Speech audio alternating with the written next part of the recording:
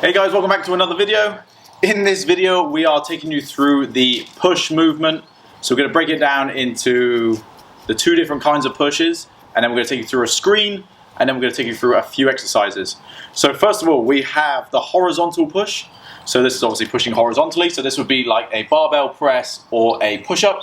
And then we have the vertical press or push, and this would be like a shoulder press, or if you can, a handstand push-up.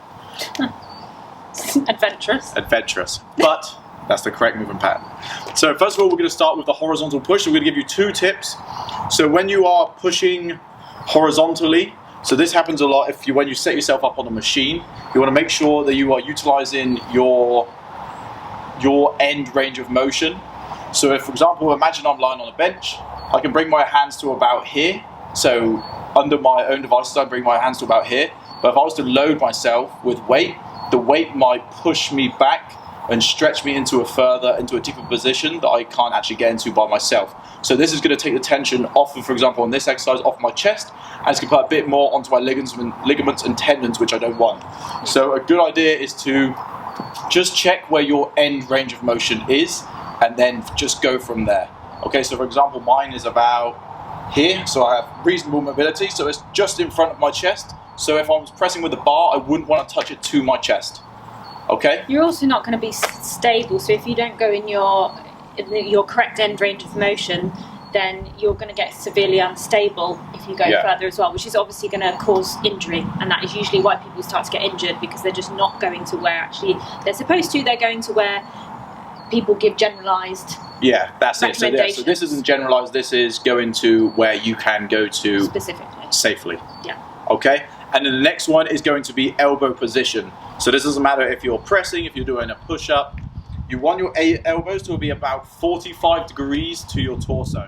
I always like to get people to draw a line. So if you're drawing a line here and you're drawing an arrow, you can look where James's elbows are. So they are, this is his head of the arrow, and then you've got that nice line. Yeah, perfect, beautiful. Yeah, it looks like a little 10. So if you were to do this, when you bring your shoulders up, for example, if you're pushing like this, or doing a push-up or pressing like this, your elbows or your shoulders a bit more internally rotated and it's a bit weaker. So when you bring your elbows down slightly, this just puts them in a stronger position.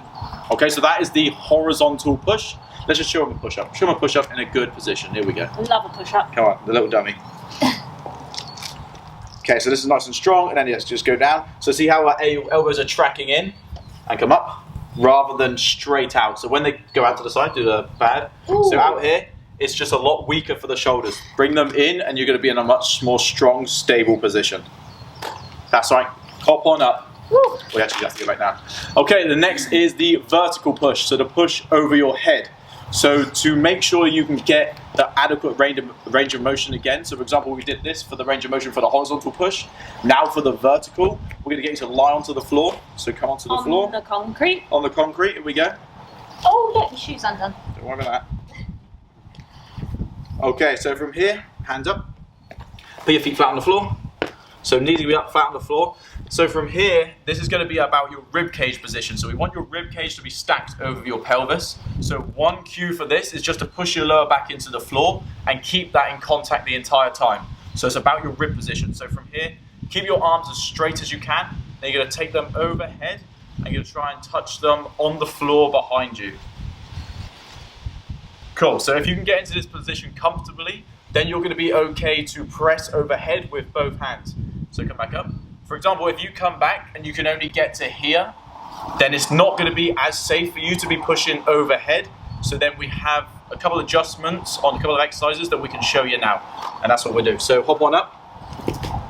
So if you pass that screen and you're okay to push overhead, then you can barbell press overhead, you can press with both dumbbells overhead, and it's all fine. It's going to be safe because your shoulders can go into that position.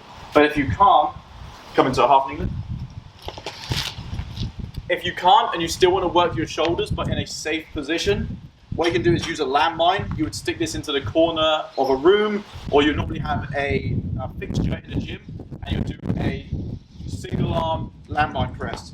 So it look like this. So see, now she's not going straight overhead because she doesn't have that range of motion. She's going just in front of her. So this is going to be more safe for those that can't get their arms fully overhead. Nice, cool. Perfect. Okay, so they are the 2 pressing motions and a few tips on them.